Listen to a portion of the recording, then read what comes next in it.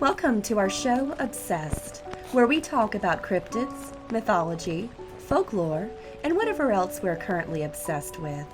I'm Caitlin Palmer. And I'm Clay. And we're Obsessed.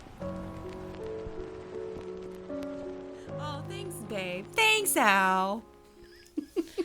Hello, everybody. Welcome back to Obsessed with the Palmers. Sorry about our little hiatus. Life has been happening, but it will not win. We will beat life. Yeah, if nothing else, the weather itself has kept us from recording. It has. So if you don't podcast, what are you doing with your life?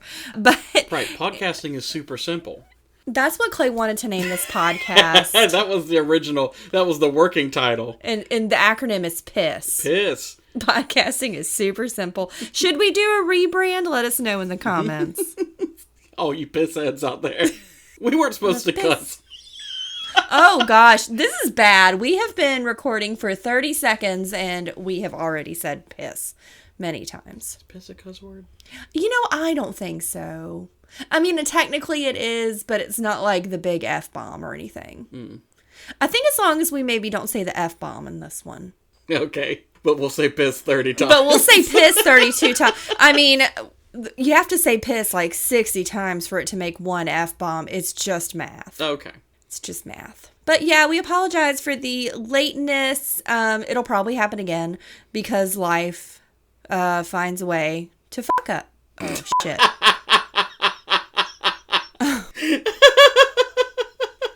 I like that you followed it up with a, oh, shit. I used to work for a doctor who did not like cussing at all. And one of my coworkers from another clinic used to work for him as well. And she accidentally dropped an F-bomb in front of him one time. And that was like a cardinal sin. Like, you do not cuss in front of this man. He does not like it. And he owns a clinic, so his word is law. But she said the F-bomb and then she was like, oh, shit. I just said F in front of Dr. So-and-so. And he was still there. And I like to believe he would have laughed at that, but I don't know. On the inside. Yeah, on the inside. At least of the absurdity of the situation. Yeah, because she was like panic stricken, like, oh shit, I just said F. Got so many. I'm going to bleep them out. So many. We don't even mean to. You know, that's just kind of how our generation talks, though. It's not even necessarily like a dirty, intending to be nasty thing. It's just how we talk. Anyway, the weather. It has rained every day for the past 2 weeks. How old are you? You have talked about the weather so much today. It has rained every day in the past 2 weeks, and of course when it rains, our dogs freak out. It's true. It actually did a little storm earlier, but it's done, so we're like, let's record. And then also we have to turn off our AC when we're recording, or you'll hear it in the background the whole time. Obnoxiously. Yeah, see our earlier episodes. Yeah. And it's 102 degrees outside, so turning off the AC is kind of like a non-starter. Yeah, we have to wait till the sun goes down, and we have to let it get cool before we start recording. Right, so those are some of the challenges we've been facing, not to say they are all of them. And the reason we're trying not to cuss in this episode, and failing, as far as I can tell, pretty abysmally. Don't look at me like that. Clay just gave me the most disappointed dad look. You know, my dad doesn't listen because we cuss. Because I cuss. He'd probably be unhappy with some of the other things we say, if we're being honest. That's true, honestly, yeah. But the reason why we're not, or at least trying not to, is because this episode was requested by our favorite little goblins in the world! I was opening up for you to say their names. Sebastian and Julian, what? It was like a setup thing, and you just kind of stared at me. I'm sorry, I'm brain dead. But yes, this was requested. The boys were upset because a certain Caitlin, whom shall remain nameless, misspoke and declared that there was one child that was better than the others. Okay, so there's 3 children. There's Giselle, who's the most amazing girl in the entire world. And then there's the 2 coolest boys in the entire world, which are Sebastian and Julian. And I adore them all. And I'm sorry that I made you feel that way, because that was not my intention. Look, no one likes to hear that their sister is cool. My brothers like to hear that I'm cool. Oh, they do? They get excited? They do. They love it. Who calls you cool? Wow. I'm sorry, we just watched a bunch of Married with Children clips, so maybe a little Al Bundy's rubbing off.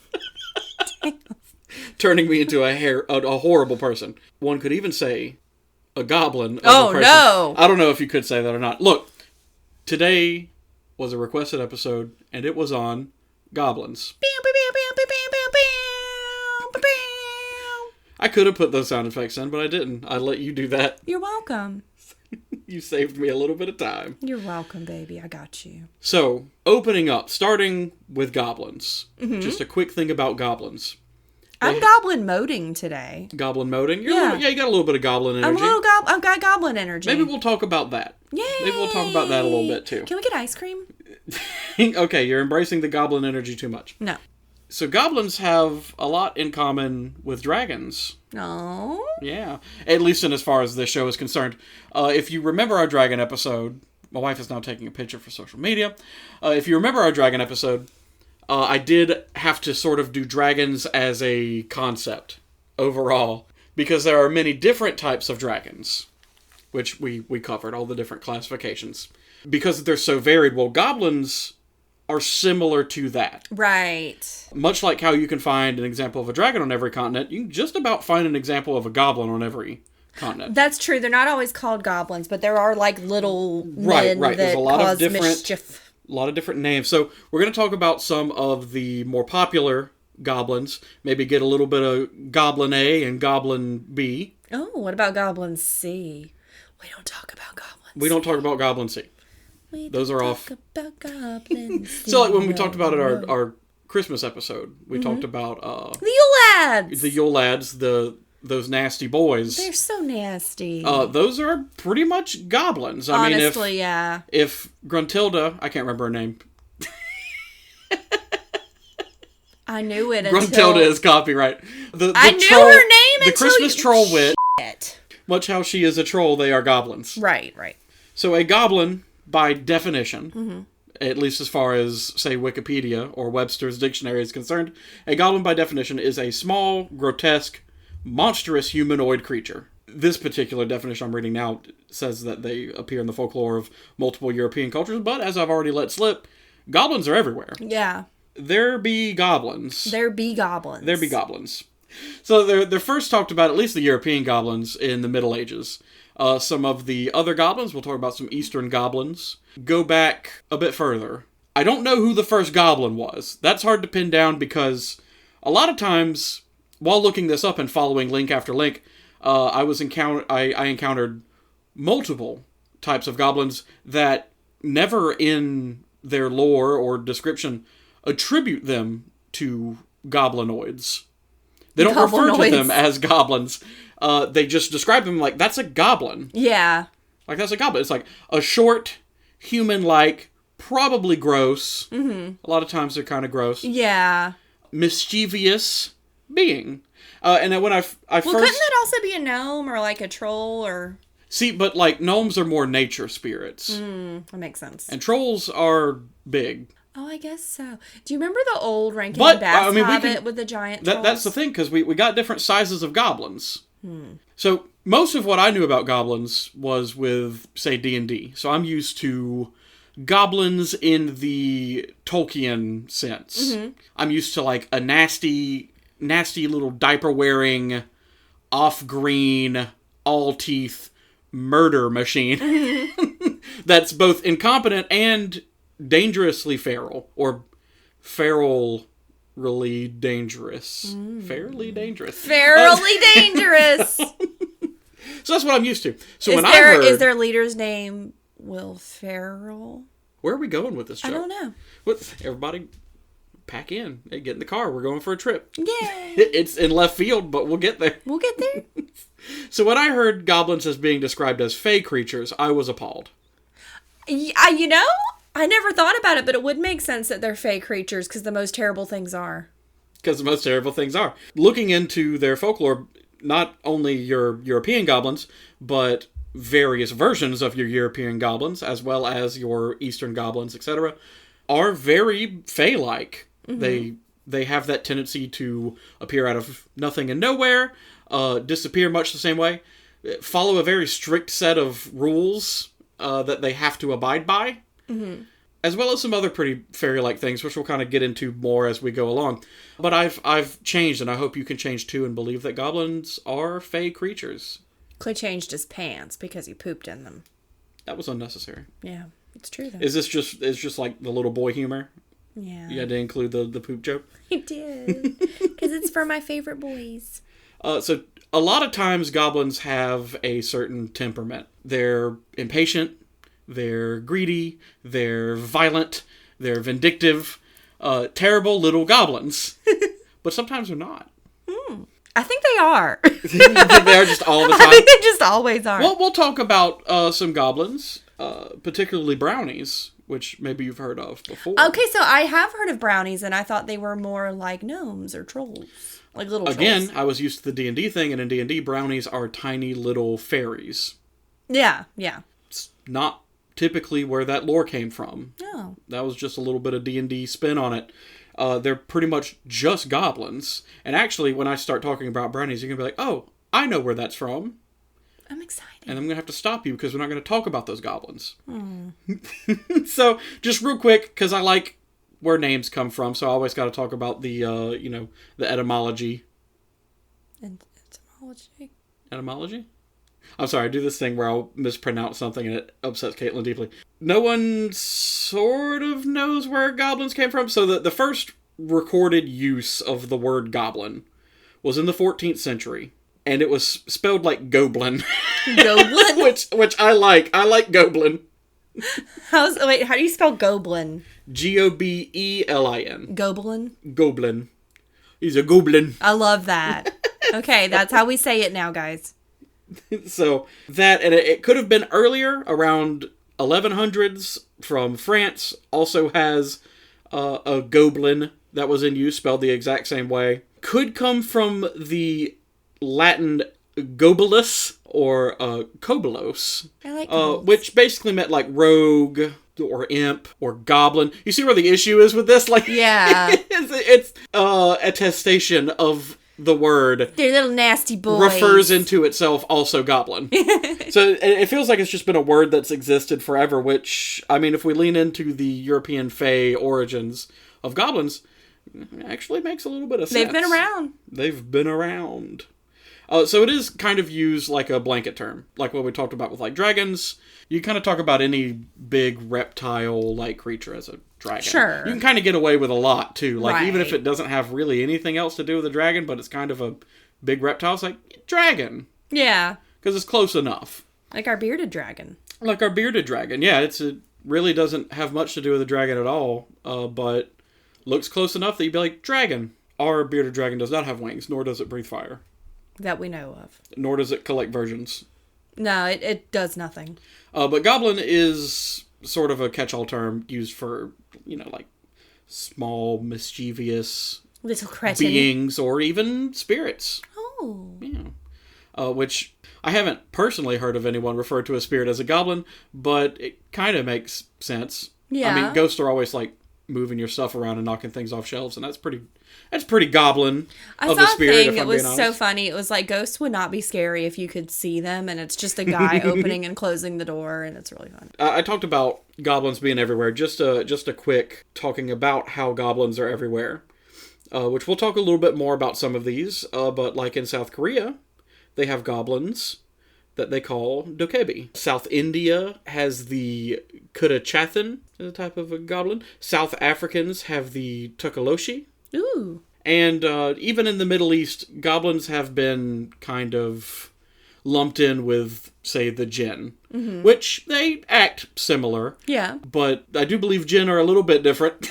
in that they're very powerful. Yes. Which is a trait that goblins typically don't have. No, they're usually like little henchmen. They're usually kind of, little buttholes. In D&D, they're typically the first enemy you'll encounter. Yeah, most games, it's entry level. Because they live to be buttholes. They're a problem. They're cats. They're kind of like cats. They're like little humanoid cats. Aww. That were maybe a little bit smarter, because cats are kind of dumb. No. It's true. Don't say that. You look at me. Yeah, okay. My boy dumb as hell. He's an orange cat, so it's to be expected. It's not his turn with the brain It's cell. not his turn. But we'll even talk about the Pukwudgie. I love Pukwudgies! From Native American folklore. Bridgewater Triangle. Why did you whisper Bridgewater Triangle? Because I'm manifesting. I'm going to the Bridgewater Triangle. Oh, okay, alright. So let's first talk about the brownie. Brownies sound good. I'm so hungry. Well, I'm sorry. So the brownies.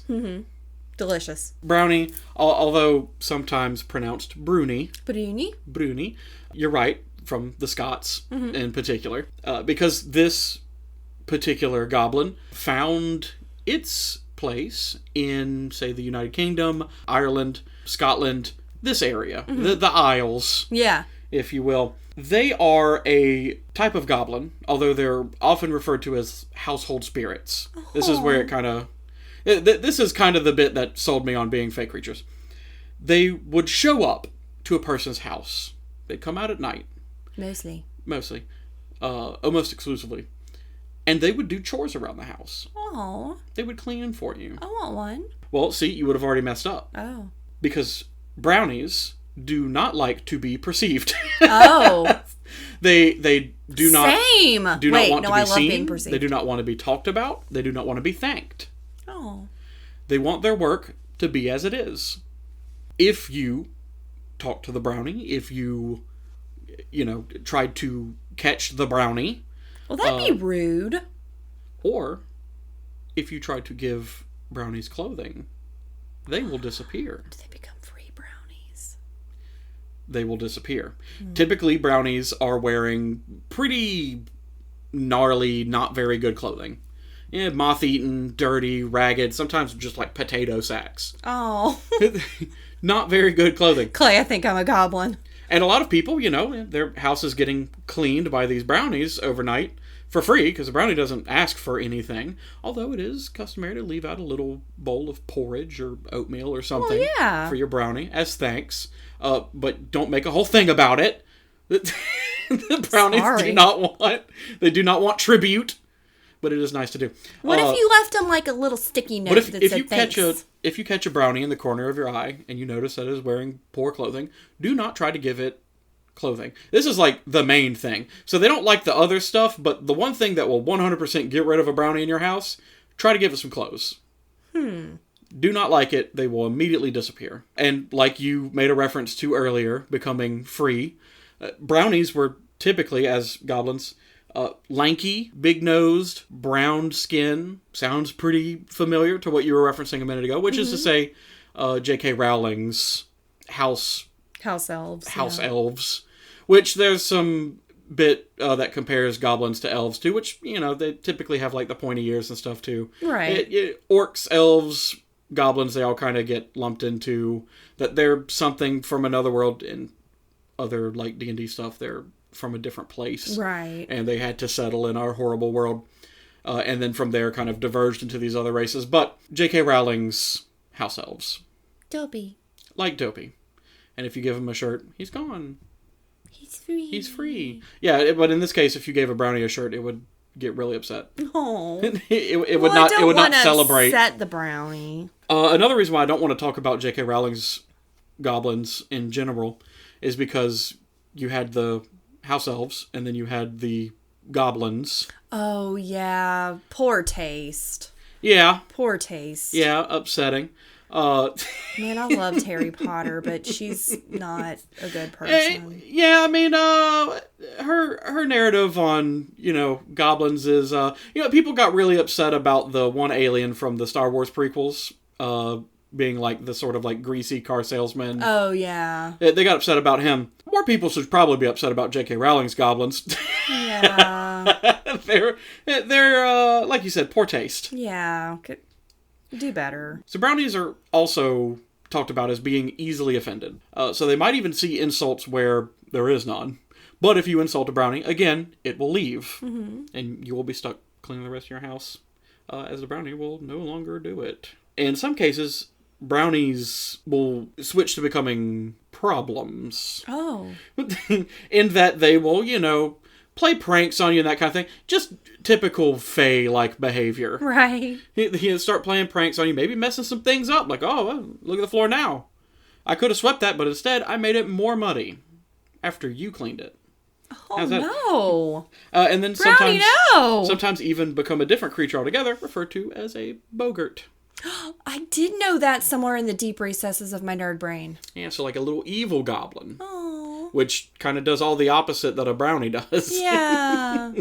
No, brownies are sweet. So typically if your house has a brownie, it's only going to have one. Mm-hmm. They're pretty solitary, which you could probably guess from the fact that they don't even like to be seen or talked about or talked to.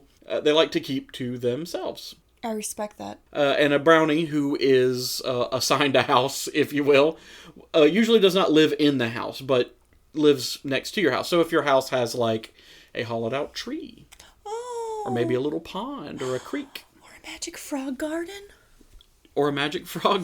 Yeah. I like that one. Maybe like a bush that's surrounded by a fairy ring. Anything like that. Mm-hmm. Right? They live in these like very childlike wonder type places. It's magical. Little magical places. Which is also very, very Fae-like. Brownies are almost exclusively talked about as being male. But some female brownies have been mentioned in certain stories. There is a popular one known as Meg Mullock, also known as Harry Meg. Oh. From Family Guy? Not quite. But female brownies do exist. They just seem to be much less common. There are some poems about brownies, which it could even be said that these poems are sort of what brought brownies into existence. I don't mean in like a magical sort of way, but rather these poems existed and then people created the creature to go along with it. Right. Reading some of these poems is extremely difficult, however, but I'll do my best. I'm excited. Because this is like Old English. Settle in, kids. And probably Scottish. Gie brownie a coat, gie brownie a sark. Yes, he get ne'er more a brownie's wark. Which, to translate that, which this does not offer me a translation in any way. Give brownie a coat, give brownie a sock. You'll see, get no more of brownie's work. Brownie gonna walk. Right, so gie brownie a coat, gie brownie a sock. You see, get no more of brownie's work. So don't give it clothes. Don't give it clothes. Yeah, there's a little poem. It's like Christmas, Grandma. Don't give it clothes. Do not give it any clothes. One particular story, which was recorded actually not that long ago, back in 1891, talks about a brownie who has been given some fine linen shirts. Oh. It, of course, gets upset. We don't want clothes. We want candy. I'm sorry. This brownie is actually accustomed to linen shirts when someone presents it with a sackcloth. And the brownie sings, before disappearing, Harden, harden, harden, hamp. I will neither grind nor stamp. Had you given me linen gear, I have served you many a year. Thrift may go, bad luck may stay. I shall travel far away. I want to be a little fey creature and just curse people that wronged me. Of course, in this story, which, again, isn't that old, the brownie actually wants to be given clothes, but nice clothes. Right. Not doo-doo clothes. Yeah, nobody wants doo-doo clothes. A lot of these stories involving brownies are typically centered around some sort of little jingle or limerick, something to go along with that, in the old style of telling a story, where you'll say something, then you will say a poem, then you'll say something else to further the story, and then you'll say the poem again, and this happens 3 times with some sort of lesson being at the end. Cute. This was just kind of the way of old European folktales. Yeah, right. Right. Now, brownies have a lot in common with something else, known as a hobgoblin. Oh! Usually shortened to hob. Oh. You know, a male ferret is called a hob? That actually makes a lot of sense. Really? Because they are little goblins. It's true, they are. So the use of hobgoblin, and by extension hob, dates back to 1530. Or at least it can be traced back to 1530. It was likely used at least before that. Oh, surely, yeah. Hobgoblins seem to be kind of almost another name for brownie. Little bits of difference, but they're pretty similar. Before I mentioned them turning into boggarts, hobgoblin they are the anti-brownie. The anti-brownie.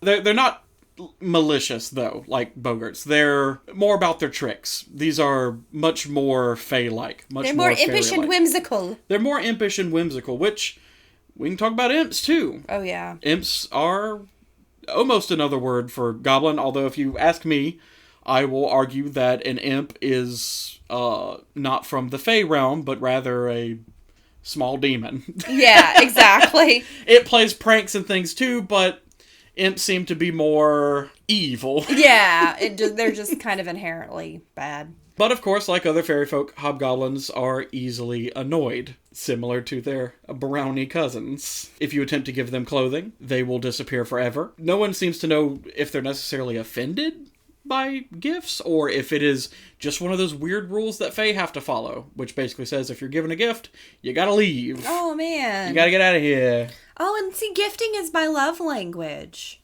So I would love my little house brownie, but I couldn't give it gifts. What about snacks? Well, you said it likes porridge. Right. Which you can leave out, but you're not supposed to give it directly to. You're supposed to just leave out, kind of like you leave cookies and milk for Santa. Gotcha. Except you wouldn't be like, I'm leaving these for Santa. You just put it on the table and you walk away. Gotcha. Because, again, the brownie does not want to be perceived or talked about. What if you have but cats? But it would love some oatmeal. Yeah, what if you have cats that would eat the brownie's oatmeal? There's really not much you can do about that. I'm sure there's a poem about a brownie getting pissed off at a cat. There has to be, and if there's not, please write it. There's a couple of different names for hobgoblins, some of which are named hobgoblins, like Billy Blind. Oh. Which is sung about in a few different ballads, as well as Robin Roundcap. But there's also Dobie.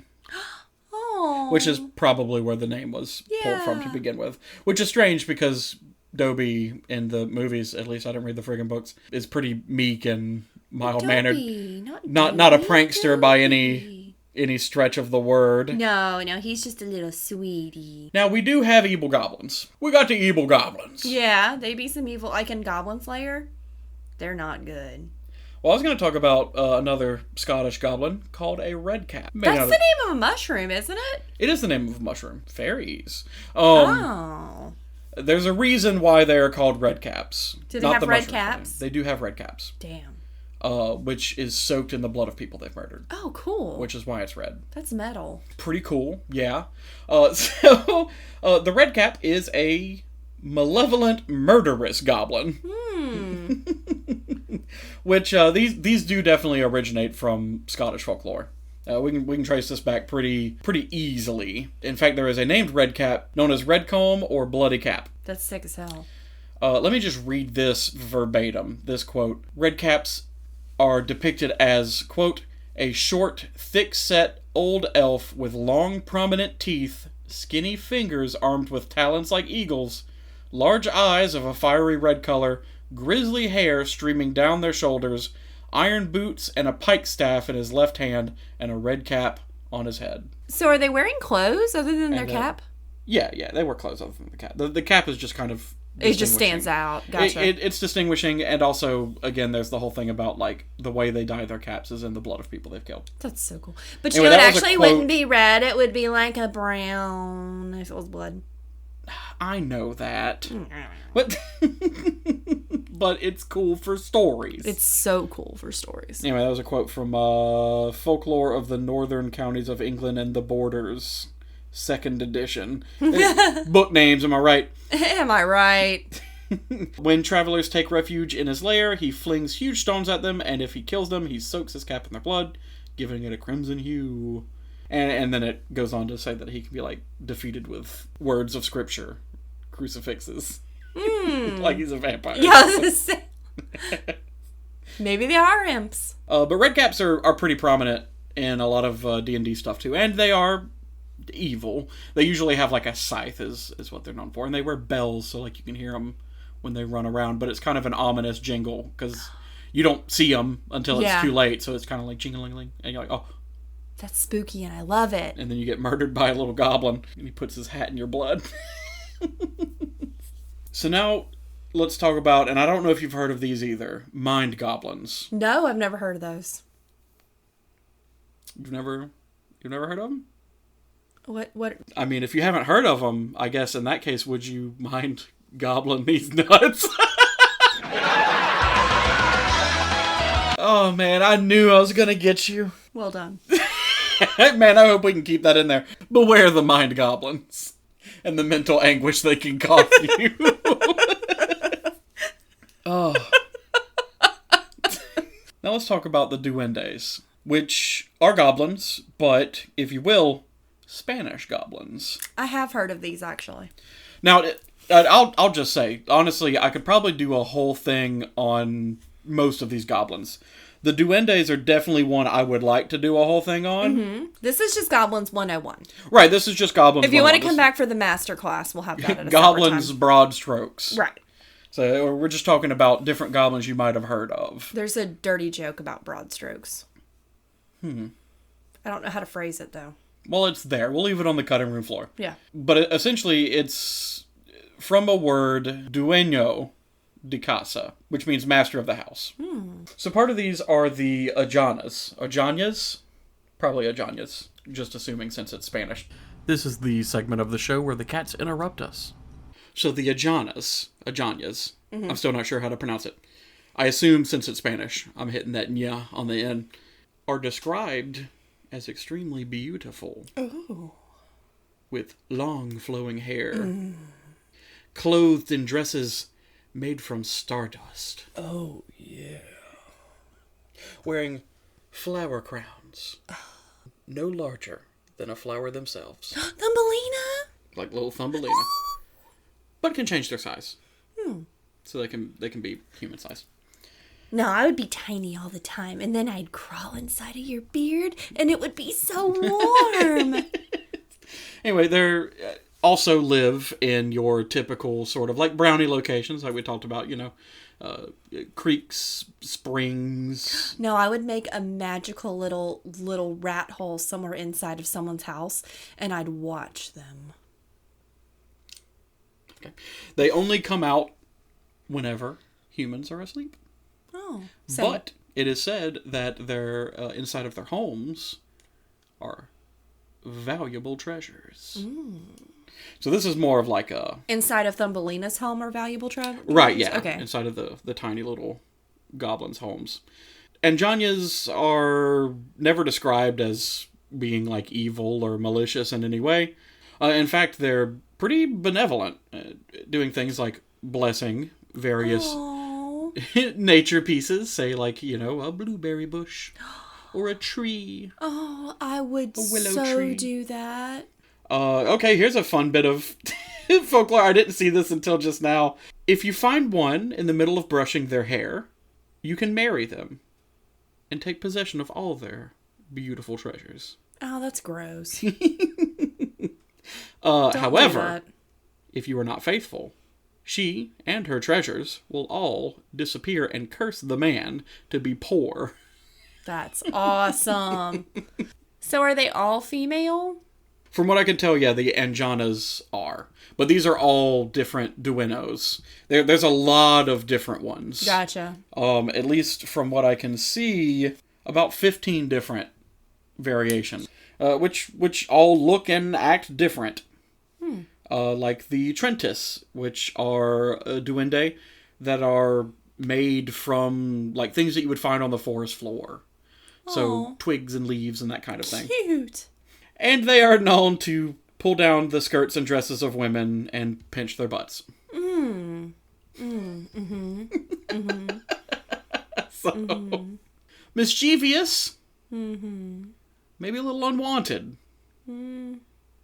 You'd think if they were like little forest goblins that they would do some cool forest stuff, but no. No, they pinch booty cheeks. Yeah, they just kind of assault women, I guess, so. Oh wait, actually, I just noticed, when did this get here?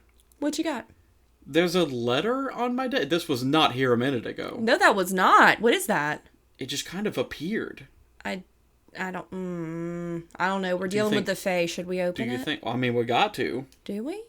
It's a letter. Okay.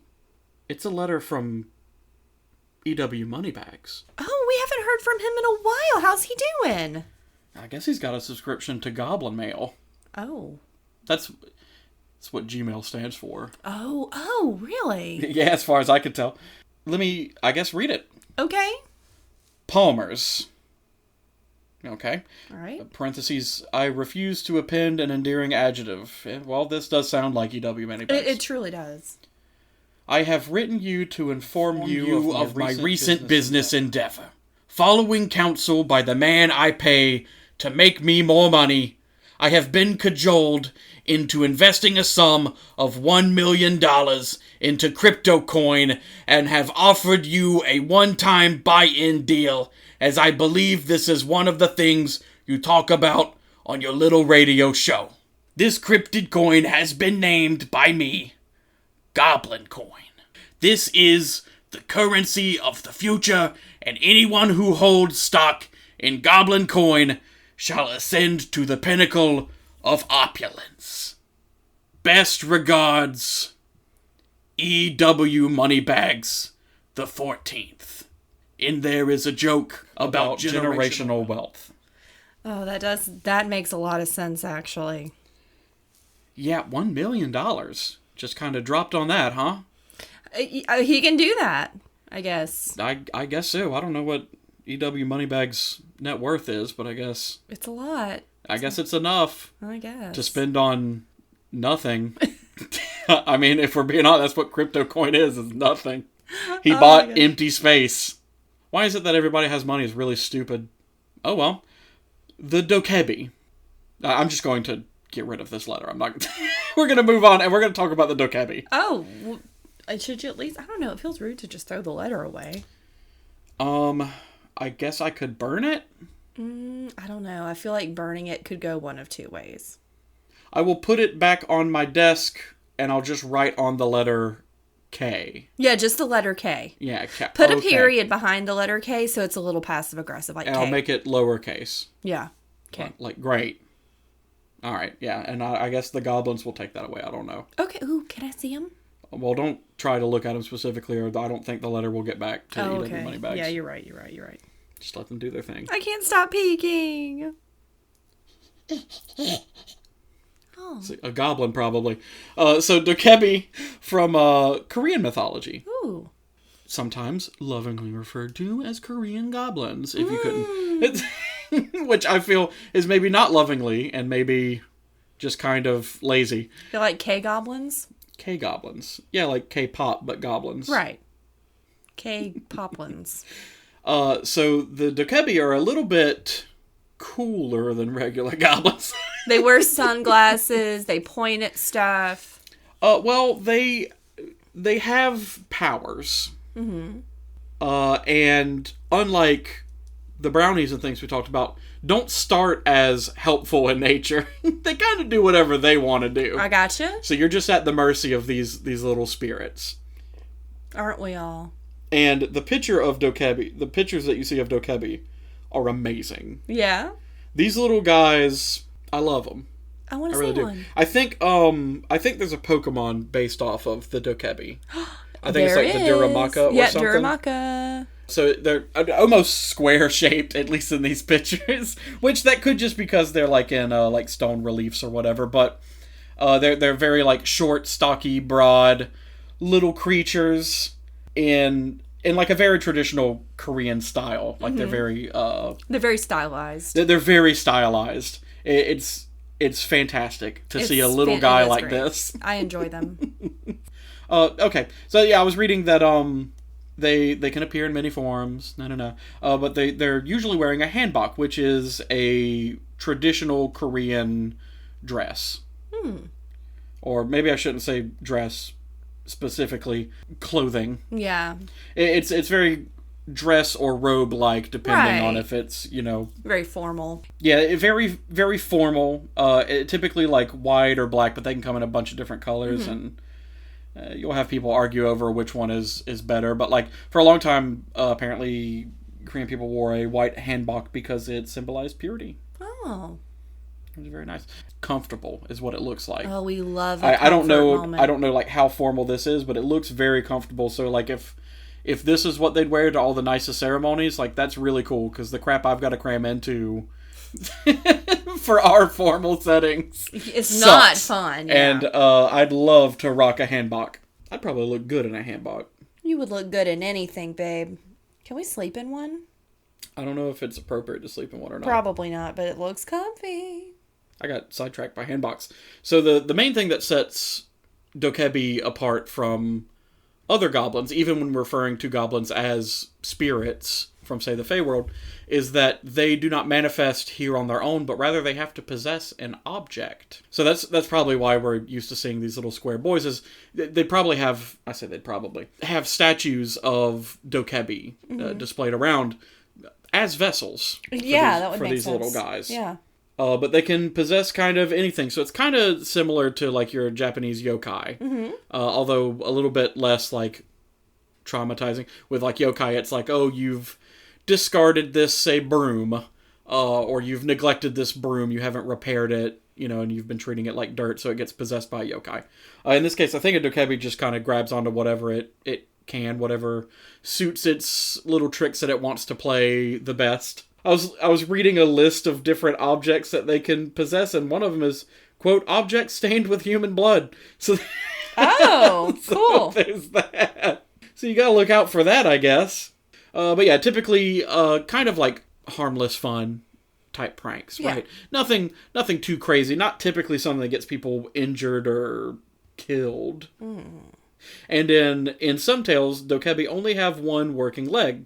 They only have one working leg, and they like to wrestle, so if you want to win, you just kind of kick their one leg out from underneath them and push them down. That seems really mean. Maybe don't bully your fey creatures. Okay, thanks. Okay, I found out why they're typically square-shaped. Because they're usually depicted on roof tiles. So, like, decorative roof tiles. So those would be square. Right. So you get these square little boys. Oh. Somebody probably just drew one, like, as a doodle, and then it became a whole thing. Yeah, maybe. So I mentioned that they have powers. Mm-hmm. So it's not just, like, possessing objects, but they can do other things. They can change humans' luck. They can defend humans from evil spirits. They can bring about bountiful harvests. Like in has Dokebi? Right, yeah. Having a Dokebi around actually, it would be worth the little pranks that they play on. Yeah, sure. It's like sure, he like opened my refrigerator after I went to sleep and like all of my food went bad, but also I did win the lottery. Yeah. So, it's a little give and take here. I got to deal with the Dokebi's, BS. But I know for a fact there was an evil ghost that tried to kill me, and the Dokebi did fight him off. Aww. So Dokebi are very give and take. So you've got your rituals that can sort of attract helpful Dokebi. You've got your rituals that can sort of like push unhelpful Dokebi away. Maybe the ones that are doing a lot more pranks and a little bit less of the help in the humans. Some things even say that like actively doing bad. Like not just little pranks, but like bringing disease. Oh, God. Or outbreaks of like fire. And in some cases even talks about a Dokebi like haunting people and causing mental illness. And they can be sort of exorcised and driven away. Maybe I do have a Dokebi. You think there's a Dokebi in this house? Yeah. We can try giving it some clothes and see if that does anything. I'm not sure. What kind do you want? What do you want, Dokebi? I'm going to call you Kebi. Dokebi are pretty prominent in a lot of Korean legends. Obviously doing things like playing pranks on the humans, or maybe even punishing them for being bad people. I know a few people who need a Dokebi. There is one story that I particularly like. Unfortunately, I can't seem to find where this came from, so I will just read it verbatim from the wiki article. Credit to the original author. If you know who it is, please let us know. Right. It may be 200 years old, and that guy's probably long dead, but this tale describes an old man who lived alone on a mountain. One day, a Dokebi visited his house. Surprised, the kind old man gave the Dokebi an alcoholic beverage, and they became friends. Oh. The Dokebi visited the old man often, and they had long conversations together. But one day, the man took a walk by himself in the woods near the river. He discovered that his reflection looked like the Dokebi. The old man was afraid, as he realized that he was gradually becoming that creature. the man made a plan to prevent himself from becoming a dokebi and invited the creature to his house. He asked, "What are you most afraid of?" And the dokebi answered, "I'm afraid of blood. What are you afraid of?" The man pretended to be frightened and said, "I'm afraid of money. That's why I live in the mountains by myself." The next day, the old man killed a cow and poured its blood all over his house. The dokebi, with shock and great anger, ran away and said, "I'll be back with your greatest fear." The next day, the dokebi brought bags of money and threw it at the old man. After that, the dokebi never came back, and the old man became the richest person in the town. Just like the classic joke of, "Ooh, I'm so scared of $1 million. Yeah, exactly. You attract what you fear. I am so scared of money. Yeah, so lots of stories like that where you're interacting with a dokebi, trying to trick them because they're mischievous beings. So it's a little bit of that, dose of your own medicine kind of thing. I like dokebis probably the most. They're really cute. I like them too. But now we got to talk about the pukwudgies. Yay, I also love them. They're not as nice though. They're not as nice. So they're from the Native American tribe Wampanoag, the Wampanoag people, which are generally found around, say, Delaware, but also Indiana and Massachusetts. And Massachusetts in the Bridgewater Triangle. Oh, okay, that's why you were whispering that into the speaker. So, according to legend, they possess a myriad of different abilities. Mm-hmm.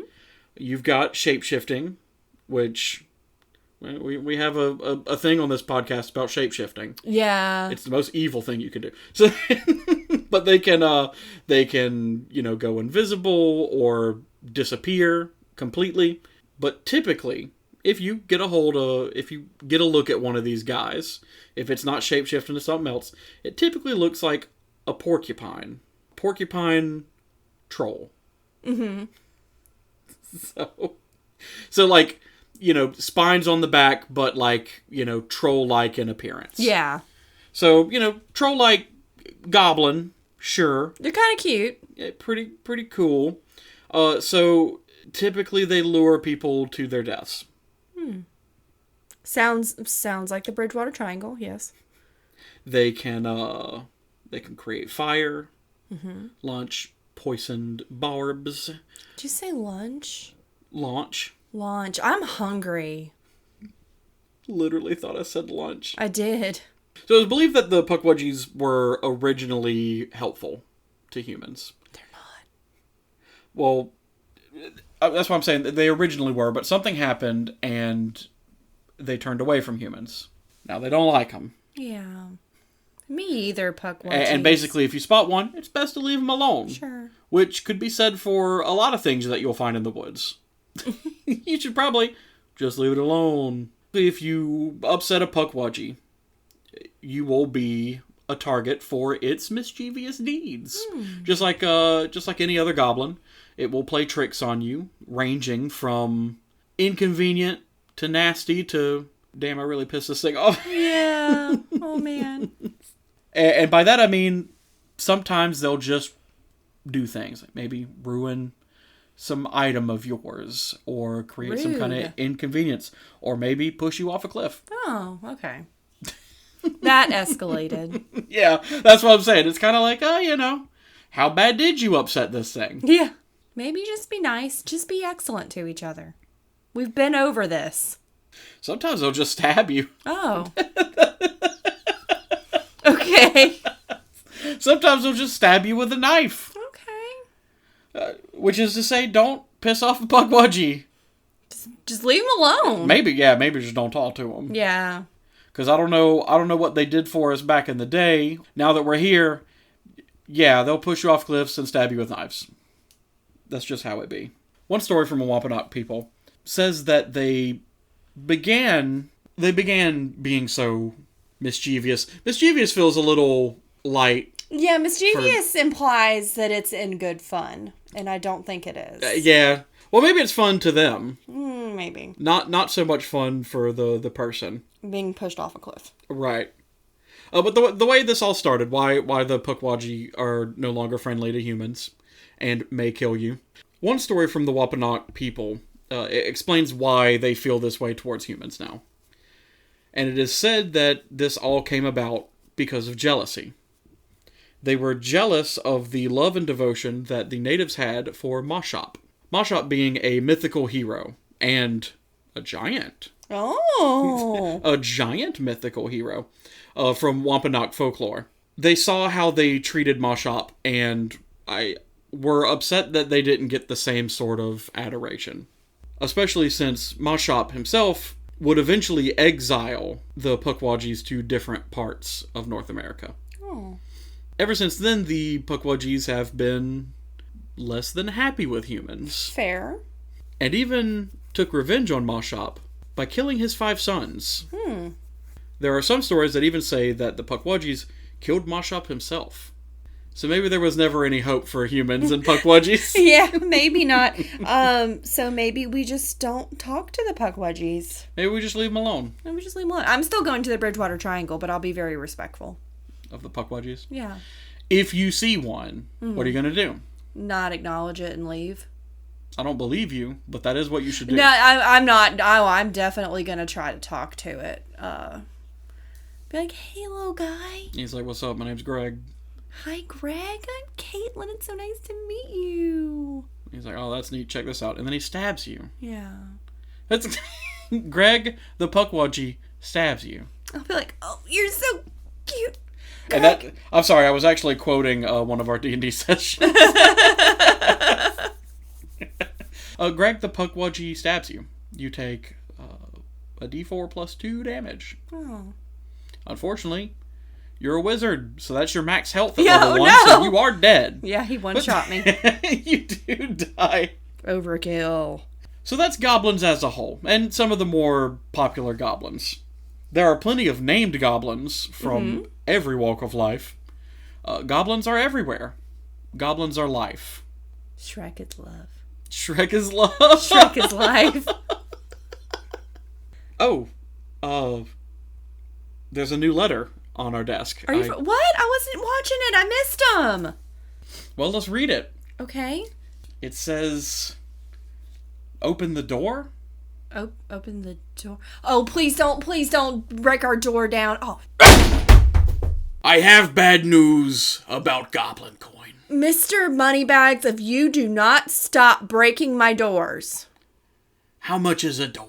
I don't know. I can't afford. Here's $50. I don't think that's enough for a door. Here's $150. I still don't think that's enough for a door. Here's $200. Keep going. You're getting closer to the price of a door. Wait. Here's $300. Listen, Goblin Coin is tanked. Oh, a big surprise. I listened to my guy, and he told me to do what's called a pump and dump. You're a child. It's where you buy a whole bunch of your own coin to inflate the price, get a bunch of people on to also invest in it, then you immediately sell everything with the inflated price and make a small amount of money. I say a small amount, somewhere around a couple $100 million if you're doing it right. Oh, is that all? Is that why you can only spare $300 for my door? It went south. I have lost $1 million. Oh my gosh, $1 million? Mr. Moneybags, I'm sorry. It's not that big a deal. It's just $1 million. Oh, it's just $1 million. Okay. Well, my net worth, it looks like your husband was in the middle of Googling it. I have approximately as much money as Jeffrey Bezos. Oh, I've heard of him, yes. Yes, so, $232 billion. So, losing $1 million is it's like losing a pallet of money. But I have 236,000 more pallets of that money. Like, if I took 1,000 pallets, each worth $1 million, and I put them in a warehouse, I would need 236 warehouses. Mr. Moneybags, I don't feel bad for you anymore. That's extremely hurtful. It's not you. It is you personally. You're not a good person. Is my husband okay? Do not concern yourself with your husband. I'm always concerned about my husband. I need to know, did you buy any Goblin Coin? No, of course I didn't. Then you are worthless to me. Good day. I'm just gonna set your door back.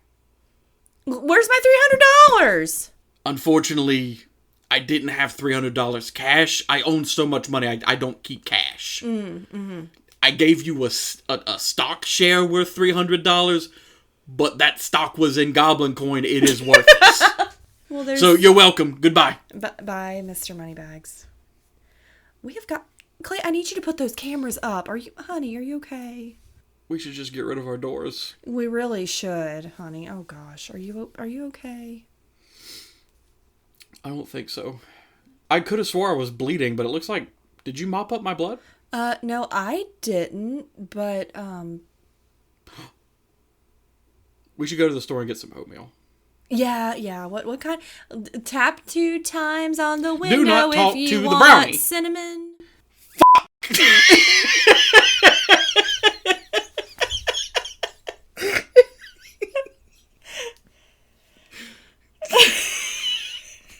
We had one rule about the brownie. Now he's gone. Well, we'll go get some oatmeal, I guess, in case Caitlin didn't piss off the brownie. Yeah, we'll just get a variety pack. We'll just get a variety pack. Everyone, be sure when you go out to get a variety pack of oatmeal for your brownies. Yeah, make sure you do that. And make sure to tell the cashier, like it's a bank for oatmeal. Make sure to tell your cashier what are stores if not banks for oatmeal? That you're getting oatmeal for your brownies, and Yes. let them just kind of process that information. I actually knew somebody who would put like oats in their brownies, like their baked good brownies, and they were good. I'm very hungry. While we're out, let's pick up some food. Yeah, let's get food for us too. Okay. Well, everybody, we'll talk to you next time, and until then, bye.